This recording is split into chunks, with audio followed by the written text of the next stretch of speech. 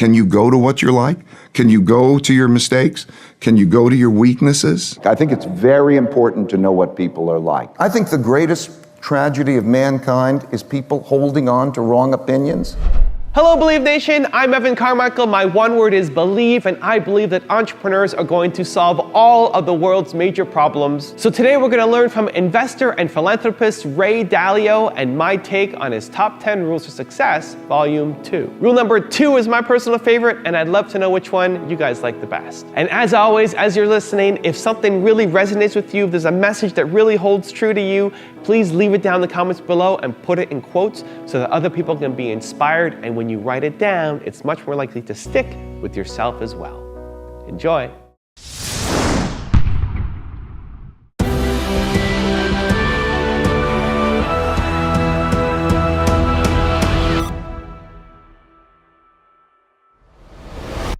That's that, the people who feel like I'm good, I've got it, won't learn. If you've got it, you won't learn, right?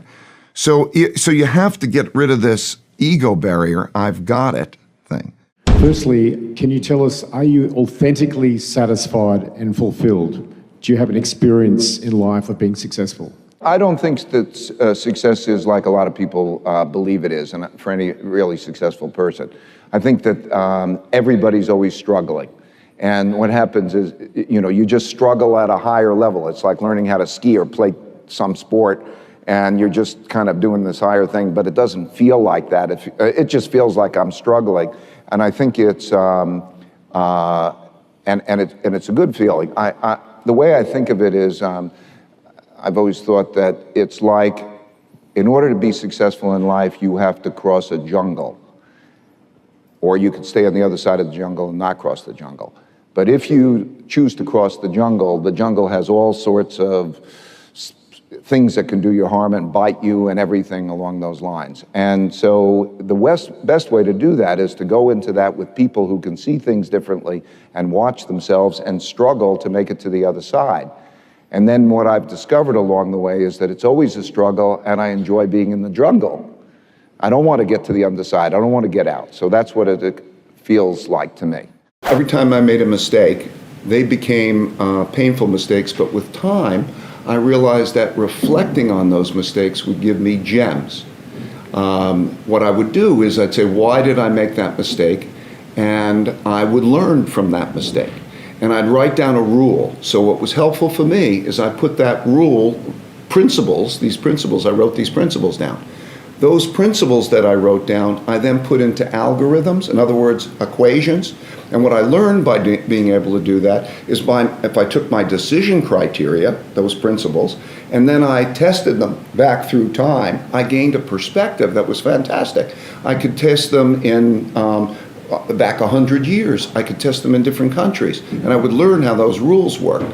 And by putting all those rules together and then having these algorithms, the computer could replicate my thinking, but it could actually think better than I could, because what it would do is it could process more information, it could process it faster, and it could process it less emotionally. So it was like having a GPS that was next to me while I was also making my decisions, like you're driving in a car and you have both operating. And to have that next to me was, invaluable. It would learn, I would learn, and together we built that. I think every place has to have a culture. Right. And culture is the values, what values are living out. And so, for example, the number one value is it has to make sense to you, we have to talk about it, we have to work it through in a non-egotistical kind of way. And so it's an unusual place and it's an unusual culture. Are you offended when people sometimes label it a cult? I think a cult, when I think of a cult, it means believe this. And it's the opposite. Yeah, you take it from on high. In other words, a cult means, somebody's telling you believe this. Because I said so. And follow it. Because I have a superior wisdom. It's exactly the opposite of that, right? The number one principle is don't believe anything, think for yourself. And now let's go through a process of what is true. Together. But we can't stop that with ego. We can't let that barrier stand in our way.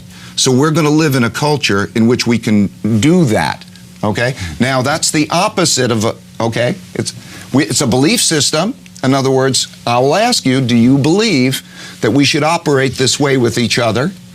Okay, if you want to call that a cult, I think it's the opposite of a cult. It means think, right? Speak up. Don't hide it. Don't talk behind people's backs. It's talking behind people's... And you always make a point that you know what you don't know, and that's equally valuable. More valuable. I want to say that, so this is the whole philosophy. Right. I so know that I can be wrong. Look, we all should recognize that we can be wrong. And if we recognize that we're wrong and we worry about being wrong, then what we should do is have a thoughtful dialogue. It's the mixture of the elements that matter, right? If you have a tremendous tenacity, but you're studying, you're learning, you're trying to memorize and remember everything that you're being taught, and you're really trying hard, you could have great tenacity. You need the making sense of something. You need to embrace reality. You need these other dimensions, right? So I think the things that we started to talk about just before, the things that these people have a need for is first they need to most fundamentally make sense of things, which is a very different kind of learning process. It's a very internalized learning process. It's not a memory-based process.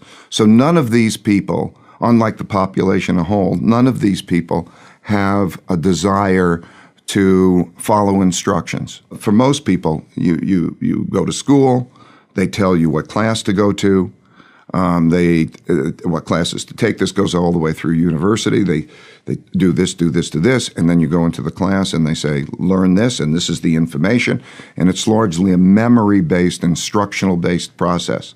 This is not what these people do, right? This is not. So the path, what they have is a strong desire to understand and make sense of reality. How does reality work? Your company anticipated the financial crisis, managed your clients' funds through that period. Make the argument that your culture actually has something to do with that result. Well, first of all, I think that, well, I'll tell you what the moment was like. You do our calculations, and we have a view that's very different than the rest of the world's view at that time. So the independent thinking, we had among ourselves different people who had different views, and the ability to work ourselves through those was essential for us to being able to stand aside from the crowd. So I needed to have the independent thinking, and we needed to work it through. And then even at that time, we had to have the fear of being wrong, because you can never be confident that you're right in the markets.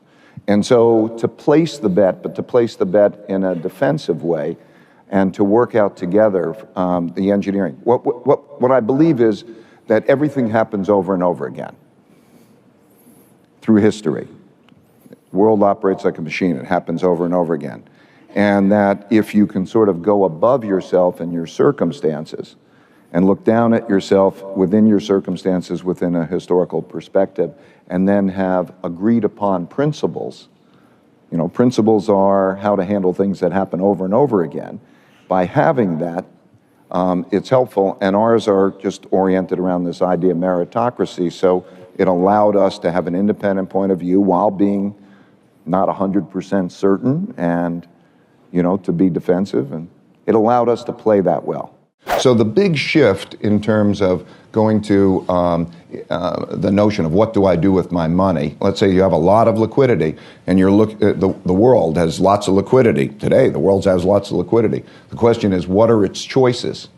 And what do those choices look like? And then you put your money. So you produce a lot of money around, a lot of liquidity, and then say, do you stop buying U.S. bonds when you have, or do you stop buying Japanese bonds when you have no interest rate and a currency risk, and so when do you stop buying? Well, it's when you have confidence in some. Ultimately, when it's driven to something else. At some point, you get a move toward inflation. If there's a move toward, like, I want to hold inflation assets, then you come into problems. Until you don't have that move to move toward inflation assets, You have a capacity for a lot of the buying there, and so the timing. Can you go to what you're like? Can you go to your mistakes? Can you go to your weaknesses? Right? Can you go to other people's mistakes and weaknesses? Some people, because of an ego barrier, can't do that. And so if they don't recognize their own mistakes, their own weaknesses, or others' mistakes and weaknesses, what the root cause being what they're like because of ego barriers, if they can't go there, they're going to repeat those mistakes. They're going to have them over and over again. So it's the process essentially of saying at that stage, what am I like? Everybody has strengths and everybody has weaknesses. The weaknesses are the other side of the strengths. So let's say if you're a right-brained, creative person, you may not be reliable because just the way you think necessitates you to think a certain way. That means you can't think in another way. That means you're going to keep bumping into that thing that's standing in your way. But unless you can embrace, I'm not reliable, right, and deal with it, you won't get around it. It's still going to continue to be a barrier, right? So the diagnosis to the root cause is important. So then, if you diagnose it, then you have to design what are you going to do about it that works. So let's say you are very creative but not reliable. Okay, you have to find a means of, first of all, embracing that, and then saying, if I'm not reliable, what do I do? Do I work with a reliable person? Do I learn reliability? Do I have some compensating mechanism? Because I can't let that lack of reliability stand in the way of my goal. As long as I keep doing that, I'm going to keep running into problems. So you have to design what you do about the problems. And then when you're designing what you do about the problems, then you have to follow it through. So you have to follow through or do the thing you designed. And the doing the thing you designed requires self-discipline and so on. So people have to do those things in order to be successful, right? They have to know what their goals are. They will encounter their problems. They have to diagnose those problems down to the root cause, the real root cause. They have to design ways to get around them. And then they have to have the self-discipline to follow that. And it's a continuous iterative process. So that's what we keep doing, right? So you're going in that direction. I would say that all of the shapers are doing that. They're doing that well, right? So they don't mind the problems. They don't mind that. I think it's very important to know what people are like. Yet most organizations don't want to go there.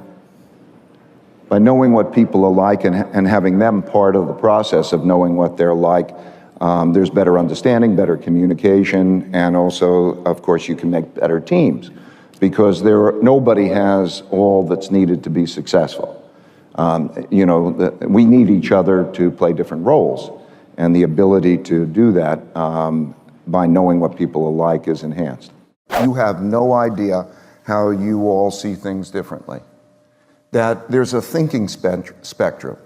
Some people are creative and not reliable. Some people are reliable and not creative. And as you start to give people personality tests like Myers-Briggs or the Big Five or different personality tests, you start to learn how people see things differently. And then when you see them differently, and that screen pops up where rather than just seeing how you see it, you go above that, and you're seeing that everybody is seeing things differently, it changes how you see things. Because it starts to make you think, how do I know I'm not the wrong one? In other words, as you go above it and you look down on all those different ways of seeing, you start to think, how do I know I'm not the wrong one? And how do I collectively see? And you see in a color range, it's like seeing in a different color range or going from 2 dimensions to 3 dimensions. All of a sudden you see the full spectrum of seeing things. And then you go to the higher level, and we have systems that go through the computers that go to the higher level that say then, how do we weigh all those ways of seeing to make the best decisions? So you don't get so attached to your opinions. I think the greatest tragedy of mankind is people holding on to wrong opinions that could so easily be rectified, and that's doing them harm because they're making wrong decisions. So how do you collectively do that? Well, the answer is by everybody seeing everything and seeing how others see, they begin to gain those perspectives. They also get to get an appreciation for the other way of seeing. It used to be that everybody would drive each other crazy. Your brain works in one way, my brain works in another. Maybe I see big picture, you see detail. Right. Maybe I'm creative, maybe you're reliable. We drive each other crazy. When you start to realize that people are actually seeing in those ways, and that's a valid way of seeing, and that I need you and you need me, and how to put together the team, as you're asking about, it gives you the evidence base. It's okay to be different. Thank you guys so much for watching. I made this video because Hainam Vora asked me to. If there's someone you'd like me to profile in the next top 10, check out the link in the description and go and cast your vote. I'd also love to know, what was your favorite message from this video? What did you learn from this video that you're going to immediately apply somehow in your life or in your business? Please leave it down in the comments below. I'm really curious to find out. So thank you guys again for watching. I believe in you. I hope you continue to believe in yourself and whatever your one word is. Much love. I'll see you soon.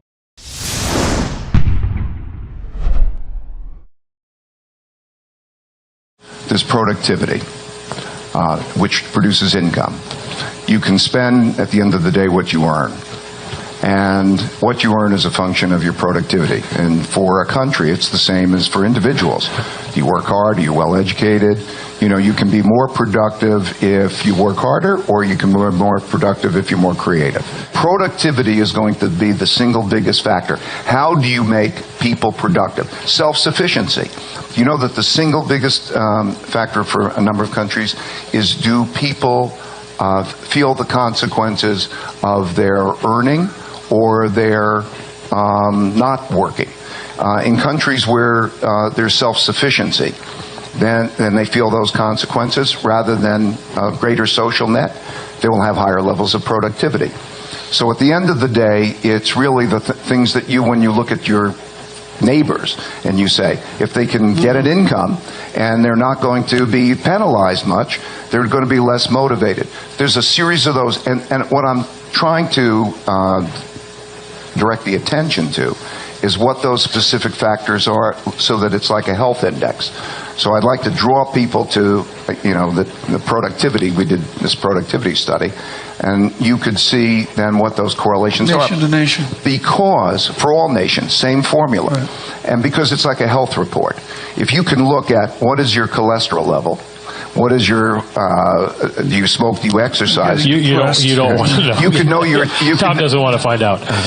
You can know your 10-year prognosis. And if you could look at that on emotionally with that benchmark, you can see what productivity is.